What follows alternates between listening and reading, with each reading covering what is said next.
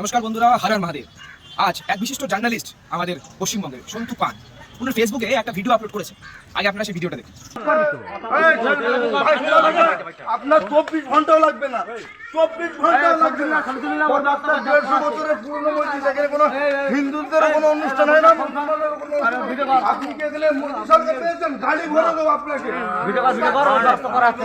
আমরা আরো একবার দেখলাম এই পশ্চিমবঙ্গে সরস্বতী পুজো করতেও বাধা সৃষ্টি হলো।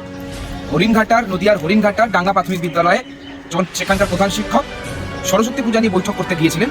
সেখানে মোহাম্মদ আলম বলে, আবারও বলছি, মোহাম্মদ আলম বলে একজন ব্যক্তিকে বাধা প্রদান করে যাতে সেই স্কুলে সরস্বতী পূজা না হয়। পশ্চিমবঙ্গের শিলিগুড়িতেও আমরা সরস্বতী মায়ের মুন্ডুচ্ছেদের ঘটনা দেখেছি। আরও একবার সরস্বতী পূজা তৈরি করতে বাধা। এরপরে কোন দিকে এগোচ্ছে পশ্চিমবঙ্গ? আমাদের হিন্দুদের অবস্থা কোথায়? ধীরে ধীরে কি তাহলে এই পশ্চিমবঙ্গ বাংলাদেশে পরিণত হচ্ছে? তাহলে কি ববি আকিবের কথাই ঠিক হবে? এখনো সময় আছে, হিন্দুরা জেগে উঠুন, নিজেদের সনাতন সংস্কৃতিকে বাঁচিয়ে রাখার জন্য লড়াই করুন, রাস্তায় নামুন। হয়তো একদিন এমন হবে এই বাংলা সম্পূর্ণভাবে সনাতন সংস্কৃতিকে হারিয়ে ফেলবে এবং এই পশ্চিমবঙ্গ বাংলাদেশে পরিণত হতে বেশি দিন আর সময় লাগবে না। স্কুলে স্কুলে, বিদ্যালয়ে বিদ্যালয়ে সরস্বতী পুজো পালন করুন। সরস্বতী পুজো বলে এটা নয় যে সরস্বতী পুজো পালনের নামে বড় বড় ডিজে এনে নাচানাচি মাতামাতি।